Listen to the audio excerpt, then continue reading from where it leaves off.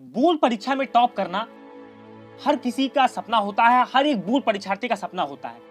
लेकिन एक टॉपर बनने के लिए हमें इन बातों का बहुत ज्ञान होना चाहिए कि हमें कौन सी गलतियां नहीं करनी है ताकि हम अपने उस मुकाम पर पहुंच सके जो हमने अपने लिए सोचा है।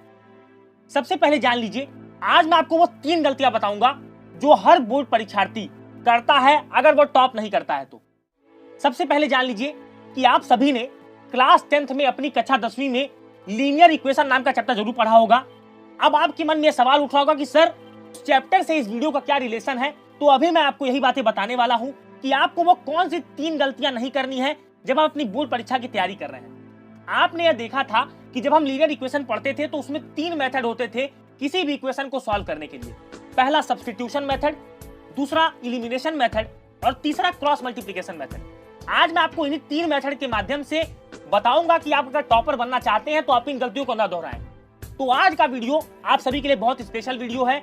आप सभी को यह पता चलेगा किस तरह से मैथमेटिक्स आपकी इस जर्नी को आसान करने वाली है। लीनियर इक्वेशन के 3 मेथड आपकी जर्नी को कैसे आसान करने वाले हैं। सबसे पहले जान लीजिए, जो हम सब्स्टिट्यूशन मेथड पढ़ते थे उसमें हम यही करते थे कि x और y की वैल्यू किसी को निकाल करके किसी भी इक्वेशन में जाकर सब्स्टिट्यूट करते थे और फाइनली हमें अपनी x और y की वैल्यू मिलती थी, जो भी वेरिएबल की वैल्यू में निकालनी होती थी। तो वही गलती हम लोग बोर्ड परीक्षा में भी करते हैं। हम लोग हर चीज का सब्स्टिट्यूट खोजते हैं। जैसे सब्स्टिट्यूट के माध्यम से आप समझिए कि आप क्या करते हो, आप यह चाहते हो कि आपको अपनी किताब ना पढ़ना पड़े। आप सबसे पहले जान लो कि आपकी जो किताब है उसी पे आपका सिलेबस बेस्ड है और उसी से आपसे प्रश्न पूछे जाएंगे। तो आप लोग सब्स्टिट्यूट खोजते हो। और सब्स्टिट्यूट कैसा खोजते हो? आप लोग सोचते हो किताब ना पढ़नी पड़े, मैं क्वेश्चन बैंक के माध्यम से, सैंपल पेपर के माध्यम से, प्रीवियस ईयर पेपर के माध्यम से क्या करूं कि पेपर को मैं अच्छे से निकाल लूं, मैं टॉप कर जाऊं।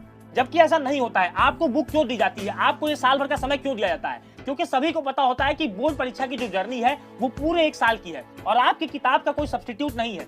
क्योंकि किताब आपको कंप्लीट कवरेज देती है, कंप्लीट नॉलेज देती है। जिस पेपर को आप देने जा रहे हो उसका आधार ही आपकी बुक है। तो इस चीज से आपको नहीं बचना है। आप लोग बुक का सब्स्टिट्यूट खोजते हो। इसी वजह से आप जो एम देखते हो 95%, 96% जो बच्चों का आता है वो यही करते हैं, वो अपनी किताब का सब्स्टिट्यूट नहीं खोजते। तो आपको भी अपनी इस परीक्षा में ऐसा नहीं करना है। अपनी बुक का कोई सब्स्टिट्यूट आपको नहीं खोजना है। आप क्लियर इक्वेशन यहाँ नहीं पढ़ रहे हो, आप एक सब्स्टिट्यूट खोज रहे हो। आप ये सोच रहे हो कि मैं किस तरह से इन चीजों को अवॉइड करूं कि मेरे ऊपर स्ट्रेस ना आए। तो आपको ऐसा नहीं करना है। आपको अपनी किताब जरूर पढ़नी है, क्योंकि आप जान लो आपके पेपर का आधार, आपके पेपर का बेस बिल्कुल आपकी बुक है। जैसे एक इमारत बनती है तो उसमें जो नींव होती है उसी के ऊपर बिल्डिंग खड़ी होती है, उसी तरह से आपकी बुक है। तो इसका कोई भी सब्स्टिट्यूट नहीं है। दूसरी गलती आप लोग करते हो, जो आप लोग मेथड पढ़ते थे एलिमिनेशन मेथड। अब आप समझ लीजिए, इस साल आपको पता है कि आपका सिलेबस अपडेट हुआ है। बहुत सारे बच्चों को अभी यही नहीं पता कि मेरा सिलेबस कितना है, मुझे क्या नहीं पढ़ना है। इस साल के एग्जाम में ये बहुत इंपॉर्टेंट है कि आपको अपना सिलेबस पता हो, आपको यह पता हो कि मुझे क्या नहीं पढ़ना है। और बहुत बच्चे गलती क्या करते हैं, नॉलेज भी रहता है लेकिन कोई टॉपिक अगर उनको अच्छा लग गया तो बहुत डिटेल में पढ़ने लगते हैं और उन टॉपिक्स को पढ़ते हैं जिनसे कभी भी क्वेश्चन नहीं पूछे जाते। अगर आपको यह पता करना है कि आपके पेपर में कौन कौन सी चीजें पूछी जाएंगी, इसका सबसे बेस्ट ऑप्शन मैं आपको बता रहा हूं। कोई भी एग्जाम आप दो, इसका सबसे बेस्ट ऑप्शन है प्रीवियस ईयर क्वेश्चन पेपर्स। अगर आप अपने प्रीवियस ईयर क्वेश्चन पेपर का एनालिसिस कर लेते हो तो आपको यह पता चल जाएगा कि कौन सी चीजें आपको एलिमिनेट करनी है, कौन सी चीजें आपको नहीं पढ़नी है। इस बात का आपको विशेष ध्यान होना चाहिए। अगर आप बोर्ड परीक्षा में टॉप करने के लिए संकल्प हो, दृढ़ संकल्पित हो, तो आपको पता होना चाहिए कि मेरे कौन कौन से टॉपिक इस बार सिलेबस से हट गए हैं। बहुत बच्चों का डाउट आ रहा है कि सर क्या जो सिलेबस में से हट गया उन टॉपिक्स में से क्वेश्चन आएंगे? नहीं, आपको सिलेबस क्यों दिया गया है? क्योंकि आपको बताया गया है कि अगर जो भी आपको दिक्कतें इस साल हुई हैं, इतना ही सिलेबस आपको इस परीक्षा में पढ़ना है। तो आपको यहाँ पर एलिमिनेशन मेथड का यूज करना है। जैसे आप देखते थे वहां पर हम मल्टीप्लाई करके x और y के वेरिएबल को काट देते थे, फिर हम आसानी से x को निकाल लेते थे। ये मेथड भी इजी था, ज्यादा लोग इसको यूज भी करते हैं। अगर आप लीनियर इक्वेशन पढ़े होगे तो आपने ये मेथड बहुत ज्यादा यूज किया होगा। तो इसीलिए मैं आपको कह रहा हूं कि आपको पता होना चाहिए कि आपको क्या एलिमिनेट करना है। एलिमिनेशन में सबसे पहले अपना सिलेबस देखिए, आप प्रीवियस ईयर पेपर देखिए, उन टॉपिक्स को देखिए जिससे बार बार क्वेश्चन पूछा जा रहा है, रिपीटेडली क्वेश्चन पूछा जा रहा है। क्योंकि कुछ बच्चे ऐसा करते हैं, उन टॉपिक्स को पढ़ते हैं जिनसे कभी क्वेश्चन आज तक बोर्ड में पूछा ही नहीं गया है। इससे आपकी समय बर्बादी होती है और जो आपने एम देखा है उस तक आप नहीं पहुंच पाते हो।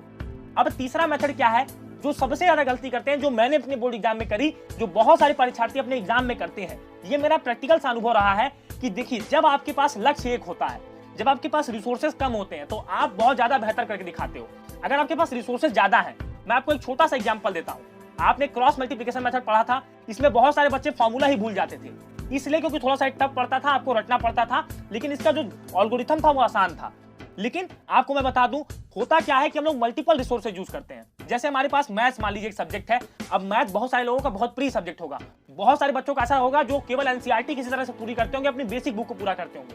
लेकिन आप देखते होंगे जो बच्चे साइड बुक से क्वेश्चन सॉल्व करते हैं, जो एनसीईआरटी से भी सॉल्व करते हैं, उनके मार्क्स कभी कभी उन बच्चों से बहुत कम आ जाते हैं जो केवल एक बुक को प्रेफर करते हैं। तो हमारे साथ भी यही होता है, हम मल्टीपल रिसोर्सेज को यूज करना चाहते हैं, जिस वजह से हम किसी भी रिसोर्स को, किसी भी चीज को अच्छे से यूज नहीं कर पाते। आप इसी तरह से समझ लो कि अगर आपके पास कई सारी पेन है आपके पेन स्टैंड में, तो आप हमेशा कंफ्यूज रहोगे कि आप कौन सी पेन से लिखो। लेकिन अगर आपके पास केवल एक पेन होगी तो आप सिर्फ सीधे उसको उठाओगे और जो आपने टारगेट सेट किया है उसको उसके लिए जुट जाओगे, लिखना शुरू कर दोगे। इसी तरह से हमारे साथ होता है, जब हम सभी क्या करते हैं, एग्जाम नजदीक आएगा तो हम सभी क्वेश्चन पेपर खरीद लेंगे प्रीवियस ईयर, हम क्वेश्चन बैंक खरीद लेंगे कई सारे। कोई बता देगा इस ब्रांड का अच्छा है तो हम जाके इस ब्रांड को परचेज कर लेंगे, कोई बता देगा इस ब्रांड का अच्छा है तो इस ब्रांड को परचेज कर लेंगे। लेकिन आप खुद सोचिए, आप इतनी सारी किताबें ले रहे हो, आप कितनी किताबें खोलोगे? एग्जाम बाद आप खुद देखना, ऐसा मेरे साथ भी हुआ है, मैंने कई सारे सब्जेक्ट में गलती करी है कि मेरे पास बहुत रिसोर्स हो गया। कभी मैं आपको अपना स्टडी टेबल भी दिखाऊंगा। बहुत ज्यादा रिसोर्सेज होने में दिक्कत ये होती है कि हमें पता नहीं होता कि किस रिसोर्स को हमें यूज करना है। तो इसी तरह से आपको भी अपने आप को इस तरह से इल्यूजन में नहीं रखना है। आपके पास रिसोर्स कम हो वो चलेगा, लेकिन जो रिसोर्स आपके पास हो उसकी आप पूरी स्टडी करो। तो यही क्रॉस मल्टीप्लिकेशन मेथड आपको मैं समझा रहा था कि चीजें इस तरह से क्रॉस हो जाती हैं कि आप उसमें फंस जाते हो, एक ट्रैप बन जाता है।